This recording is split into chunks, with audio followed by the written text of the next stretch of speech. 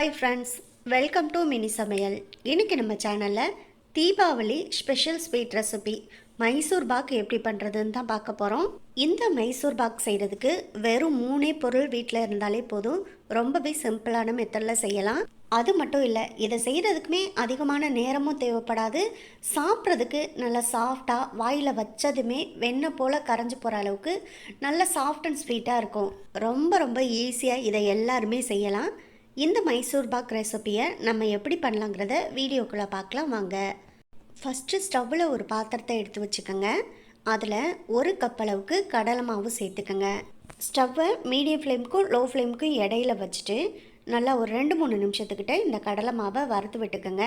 எதுக்காக நம்ம இந்த கடலை மாவை லைட்டாக வறுத்துட்டு அதுக்கப்புறமா மைசூர் பாக்குக்கு சேர்த்துக்கிறோன்னா, கடலை மாவை வறுக்காமல் அப்படியே நம்ம சேர்க்கும்போது மைசூர் பாக் சாப்பிடையில் நமக்கு லைட்டாக அந்த கடலை மாவோட பச்சை வாசனை வர்றது மாதிரி ஒரு ஃபீல் ஆகும். அதே சமயத்தில் இந்த கடலை மாவை நம்ம லைட்டாக வறுத்துட்டு சேர்க்கும்போது இந்த கடலை மாவோட பச்சை வாசனை இதில் இருக்காது. அவ்வளோதான். இப்போ கடலை மாவை நல்லா ஒரு 3 நிமிஷத்துக்கிட்ட வறுத்தாச்சு. இதோட நம்ம ஸ்டவ் ஆஃப் பண்ணிக்கலாம். இப்போ இந்த கடலை மாவை நம்ம ஒரு சல்லடை வச்சு சலிச்சு எடுத்துக்கலாம். கடலை மாவு நல்லா சுத்தமான கடையில் வாங்கின கடலை மாவு தான். நான் ஏற்கனவே நல்லா நைஸாக பவுடராக தான் இருக்குது. இருந்தாலும் நம்ம சல்லடை வச்சு சலிக்கும் போது இந்த கடலை மாவில் சின்ன சின்ன தூசி மண் கல் இந்த மாதிரி இருந்தால் கூட சலிச்சு எடுத்துடலாம். அதுக்காக தான் இந்த சல்லடை வச்சு சலிச்சு எடுத்துக்கிறோம்.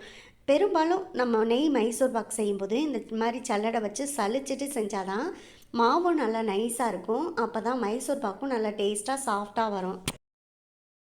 பாருங்கள், இப்போ நம்ம கடலை மாவை நல்லா சல்லடையில் வச்சு சலிச்சு எடுத்தாச்சு. நல்ல சுத்தமான கடலை மாவு தான். இந்த சல்லடையிலுமே எந்த ஒரு தூசியுமே வரல. பாருங்கள், மாவை சலிச்சு எடுத்தோன்னே எந்த அளவுக்கு நைஸாக இருக்குது பார்க்கும்போதே உங்களுக்கு தெரியும். அடுத்ததாக இந்த மாவு கூட 1 கப் அளவுக்கு நெய் எடுத்து அந்த நெய் உருகி வர்ற அளவுக்கு வெது வெதுப்பாக நெய்யை சூடு பண்ணிவிட்டு இந்த மாவு கூட சேர்த்துக்கோங்க. 1 கப் அளவுக்கு கடலை மாவு எடுத்ததுக்கு 1.5 கப் அளவுக்கு நெய் எடுக்கணும். நம்ம இப்போ முதல்ல 1 கப் அளவுக்கு நெய்யை இப்போ மாவோடு சேர்த்து நல்லா கலந்துக்கிறோம். 1/2 கப் அளவுக்கு நெய்யை தனியாக எடுத்து வச்சுருக்கேன், அதை அப்புறமா சேர்த்துக்கலாம். நெய் சேர்க்கும்போது அப்படியே சேர்த்துறாதீங்க. நெய்யை கொஞ்சம் உருக்கிட்டு வெது வெதுப்பான சூட்டில் சேர்த்து மாவோட நல்லா கலந்து விடுங்க. அதே சமயத்தில் நெய்யை ரொம்ப அதிகமான சூடும் படுத்த வேணாம். நெய் கட்டியாக இருந்தால் கரையும் இல்லையா, அந்த அளவுக்கு சூடு இருந்தால் போதும். அந்த மாதிரி வெது வெதுப்பாக சூடு பண்ணிவிட்டு இந்த மாவு கூட சேர்த்து நல்லா 1 கப் நெய்யை சேர்த்து கலந்து விட்டுக்கோங்க. அவ்வளோதான். இப்போ நம்ம சேர்த்துருக்க இந்த நெய்யில் இந்த மாவை கட்டி இல்லாமல் நல்லா கலந்து எடுத்து வச்சாச்சு. அப்படியே இப்பொழுதைக்கு இந்த மாவை தனியாக எடுத்து வச்சுட்டு ஸ்டவ்வில் இது போல் அகலமான ஒரு பாத்திரத்தை எடுத்து வச்சுக்கோங்க. அதில் 1.5 கப் அளவுக்கு ஒயிட் சுகர் சேர்த்துக்கோங்க. அகலமான பாத்திரமாக எதுக்கு ஸ்டவ்வில் எடுத்து வச்சுக்கணும்னு சொன்னேன்னா, மைசூர் பாக் செய்கிறதுக்கு நம்ம விடாமல் கொஞ்சம் நேரம் கிளறி விட வேண்டியது இருக்கும். இந்த மாதிரி அகலமான பாத்திரத்தை சேர்க்கும் போது தான் நம்ம விடாமல் நல்லா கிளறி விடுறதுக்கு வசதியாக இருக்கும். அதுக்காக ஒரு அகலமான பாத்திரத்தை ஸ்டவ்வில் எடுத்து வச்சுக்கோங்க. இப்போ 1.5 கப் அளவுக்கு சுகர் சேர்த்ததுக்கு நான் 1/2 கப் அளவுக்கு தண்ணி சேர்த்துருக்கேன். தண்ணி அதிகமாக சேர்த்துறாதீங்க, 1/2 கப் அளவுக்கு தண்ணி சேர்த்தாலே போதும். இந்த சுகர் நல்லா கரைஞ்சி வரட்டும். அது வரைக்கும் நல்லா கரண்டி போட்டு கலந்து விட்டுட்டே இருங்க. இந்த சுகர் கரைஞ்சி நல்லா இந்த சுகர் பாகு வந்து ஒரு கம்பி பதத்துக்கு வரணும். அது வரைக்கும் இந்த சுகர் பாகை நம்ம விடாமல் கலந்து விட்டுக்கணும். இந்த சுகர் பாகை ரெடி பண்ணுறதுக்குள்ளே நம்ம மைசூர் பாக் செய்கிற ட்ரேயை ரெடி பண்ணி வச்சுக்கலாம். இப்போ நான் மைசூர் பாக்கை செய்கிறதுக்கு நான் இந்த மாதிரி ஒரு ஸ்கொயர் ஷேப்பில் ட்ரே தான் ரெடி பண்ணி வச்சுருக்கேன். அதில் 1 ஸ்பூன் அளவுக்கு நெய் சேர்த்துட்டு அந்த நெய்யை நல்லா ஒரு ப்ரஷ் வச்சு ஃபுல்லாக அந்த ட்ரே ஃபுல்லாகவே அப்ளை பண்ணி வச்சுக்கோங்க. அப்போ தான் மைசூர் பாக்கை நம்ம செஞ்சு எடுக்கும்போது ஈஸியாக எடுக்கிறதுக்கு வரும். மைசூர் பாக்குக்கு நம்ம ரெடி பண்ணுற மாவை நல்லா சூட்டோட உடனே இந்த ட்ரேயில் சேர்த்துடணும். அதனால நம்ம மைசூர் பாக் செய்ய போகிற ட்ரேயை முன்னாடியே நெய் தடவி வச்சுட்டோன்னா நம்ம கரெக்டாக அப்பொழுதைக்கு சூடாக டக்குன்னு சேர்த்துடலாம். அதுக்காக முன்னாடியே ட்ரேயை இந்த மாதிரி நெய் அப்ளை பண்ணி வச்சு ரெடி பண்ணி வச்சுக்கோங்க. இப்போ நம்ம மைசூர் பாக் செய்கிறதுக்கு சூடாக ரெடி பண்ண போகிற மாவை ஊற்றி வைக்கிறதுக்காக இந்த ட்ரேயை ரெடி பண்ணிட்டோம். இப்பொழுதைக்கு இந்த ட்ரேயை அப்படியே தனியாக எடுத்து வச்சிடலாம். இப்போ சுகர் பாகை நம்ம பார்த்தோன்னா பாருங்கள் எவ்வளோ நுர பொங்கி நல்லா சுகரெல்லாம் கரைஞ்சி நல்லா ரெடியாகி வந்திருக்கு. இது ஒரு கம்பி பதத்துக்கு வந்துருச்சான்னு நம்ம செக் பண்ணி பார்க்கலாம்.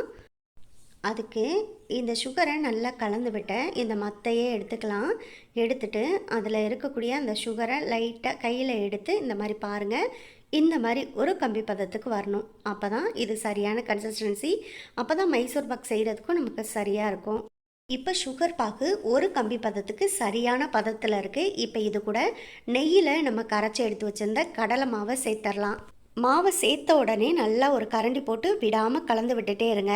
அப்படின்னு மாவை சேர்க்கும் போது கரண்டி போட்டு கலந்து விடாமல் விட்டுட்டிங்கன்னா சுகர் பாகும் ஏற்கனவே நல்லா சூடாக இருக்கிறதுனால மாவு வந்து ஈஸியாக கட்டிப்பட்டு போயிடும். அதனால மாவை சேர்க்கும் போதே நல்லா விடாமல் கலந்து விட்டுட்டே இருங்க. நம்ம கலந்து வச்சுருந்தா மாவு எல்லாத்தையுமே சேர்த்த பிறகு லோ ஃப்ளேமுக்கும் மீடியம் ஃப்ளேமுக்கும் இடையில வச்சு நல்லா விடாமல் கலந்து விட்டுட்டே இருங்க. மாவை ஒரு 2 நிமிஷம் கலந்து விடாமல் இருந்தீங்கனாலும் அடியில் கட்டி பிடிச்சிக்கிறோம். ஆனால் நம்ம கலந்து விட்டுட்டு இருக்கும்போதே அடுத்த ஒரு 4 நிமிஷத்துலேயே பார்த்தீங்கன்னா நல்லா இந்த மாவு வந்து கெட்டியாகிக்கிட்டே வரும். மாவை நல்லா கலந்து விட்டுட்டு இருக்கும்போதே பார்த்தீங்கன்னா ஓரங்கள்லாம் வெள்ளை வெள்ளை நுரையாக வர ஆரம்பிக்கும். அப்போது நம்ம எடுத்து வச்சிருந்த 1/2 கப் நெய்யிலேருந்து கொஞ்சத்தை சேர்த்து நல்லா கலந்து விட்டுக்கோங்க. நான் உங்களுக்கு ஏற்கனவே சொன்னேன் 1/2 கப் அளவுக்கு முழுசாக நெய் சேர்க்கணும். 1 கப் அளவுக்கு நெய்யை ஏற்கனவே மாவோட கலந்து எடுத்து வச்சுருந்தோம். இப்போ கலந்து விடும்போது 1/2 கப் அளவுக்கு நெய்யை கொஞ்சம் கொஞ்சமாக சேர்த்துக்கணும். ஏற்கனவே 1/2 கப்பில் இருந்து நெய்யை கொஞ்சம் சேர்த்தாச்சு. இப்போ மீதம் உள்ளதையும் சேர்த்து நல்லா கலந்து விட்டுருங்க. நம்ம இப்போ சேர்த்துருக்க நெய் எல்லாமே நல்லா மாவோடு சேர்ந்து கரைஞ்சி வந்துடும். நல்லா கரண்டி போட்டு விடாமல் மட்டும் கலந்து விட்டுட்டே இருங்க. இப்போ பாருங்கள், உங்களுக்கு பார்க்கும்போதே தெரியும் முன்னாடி இருந்ததை விட மாவு வந்து நல்லா கெட்டியாகி வந்துருச்சு. இன்னும் கொஞ்சம் மாவு சுருண்டு நமக்கு கெட்டியாகி வரணும். அது வரைக்கும் நல்லா விடாமல் கரண்டி போட்டு கலந்து விட்டுட்டே இருங்க. அப்போ தான் மைசூர் பாக் செய்கிறதுக்கும் சரியான கன்சிஸ்டன்சியாக இருக்கும். மாவு கெட்டிப்பட பாருங்கள், இந்த மாதிரி குட்டி குட்டி பபிள்ஸாக வர ஆரம்பிக்கும். நல்லா கலந்து விட்டுக்கங்க. இப்போ பாருங்கள் எந்த அளவுக்கு மாவு நல்லா கெட்டிப்பட்டு வந்துருச்சு. ஓரங்கள்லாம் நல்லா நுரக்கட்டி வந்திருக்கு. இந்த மாதிரி குட்டி குட்டி பபிள்ஸாக வரும். மாவை எடுத்து பார்த்திங்கன்னா இந்த மாதிரி கன்சிஸ்டன்சியில் இருக்கும். இதுதான் மைசூர் பாக்குக்கு சரியான ஒரு கன்சிஸ்டன்சி. இதோட ஸ்டவ்வை ஆஃப் பண்ணிவிட்டு நம்ம இப்போ ரெடி பண்ணி வச்சுருக்க மைசூர் பாக் ட்ரேயில் இதை அப்படியே சூடாக சேர்த்துடலாம். ஏற்கனவே நம்ம ட்ரேயை நெய் தடவி ரெடியாக எடுத்து வச்சுருக்கோம். அதில் சூடாக நம்ம ரெடி பண்ணி வச்சுருக்க மைசூர் பாக் மாவை அப்படியே சேர்த்துருங்க. பாருங்கள், இப்போ எல்லா மாவையுமே சேர்த்தாச்சு. இப்போ இந்த ட்ரேயை நம்ம எதுவுமே பண்ண வேணாம், அப்படியே விட்டுறலாம். நல்லா ஒரு 20 நிமிஷம் ஆறட்டும். அதுக்கப்புறமா நம்ம இதை பார்க்கலாம். இப்போ ஒரு 20லேருந்து 25 நிமிஷம் வரைக்கும் ஆச்சு. இந்த மைசூர் பாக்கும் நல்லா ஆறிடுச்சு. இப்போ ஒரு கத்தியில் நெய்யை தடவிட்டு எடுத்துக்கோங்க. எடுத்துட்டு அழகாக இந்த மாதிரி கட் பண்ணி எடுத்துக்கோங்க. நான் இன்றைக்கி ரெக்டாங்கிள் ஷேப்பில் தான் கட் பண்ணி எடுக்க போகிறேன். உங்களுக்கு எந்த ஷேப்பில் வேணுமோ அந்த ஷேப்பில் நீங்கள் கட் பண்ணி எடுத்துக்கலாம். மைசூர் பாக்கு கட் பண்ணுறதுக்கு கரெக்டாக ஒரு 20லேருந்து 25 நிமிஷத்துக்குள்ளே கட் பண்ணிக்கோங்க.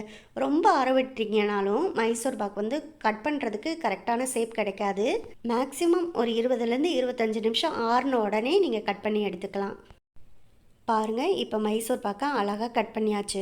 கட் பண்ண பிறகு மைசூர் பாக்கு எடுக்கிறதுக்கு வந்து ஈஸியாக தான் வரும். நல்லா எடுத்திங்கன்னா நல்லா சாஃப்டாக இருக்கும் சாப்பிட்றதுக்கு.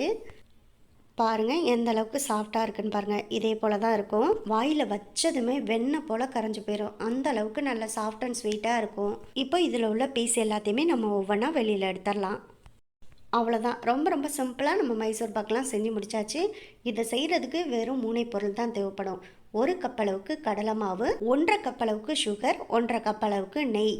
இதை மட்டும் நீங்கள் ரெடி பண்ணி வச்சிட்டிங்கன்னா சூப்பரான சாஃப்டான மைசூர் பாக்கை நீங்களும் ரெடி பண்ணலாம். பாருங்கள், பார்க்குறதுக்கே எவ்வளோ சூப்பராக இருக்குது. இப்போ நான் இதை உங்களுக்கு உடச்சி காமிக்கிறேன். பாருங்கள் எவ்வளோ நைஸாக இருக்குது. உடைக்கும் போதே உங்களுக்கு தெரியும் எவ்வளோ சாஃப்டாக இருக்குன்னு. அப்போ சாப்பிட்றதுக்கு எவ்வளோ டேஸ்ட்டாக இருக்கும்.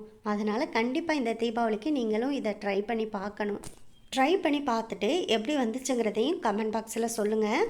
அதே போல் அக்டோபர் 1ஆம் தேதியிலேருந்தே நம்ம சேனலில் நான் தீபாவளிக்கான ஸ்பெஷல் ரெசிபிஸ் மட்டும்தான் போட்டுட்ருக்கேன். அதனால் தீபாவளிக்கான ஸ்பெஷல் ரெசிபிஸ் எதுவும் உங்களுக்கு தேவைப்பட்டால் நம்ம சேனலில் விடாமல் வாட்ச் பண்ணுங்கள். ஓகே, இந்த வீடியோ உங்களுக்கு பிடிச்சிருந்தா லைக் பண்ணி நம்ம சேனலை மறந்துடாமல் சப்ஸ்கிரைப் பண்ணிக்கோங்க.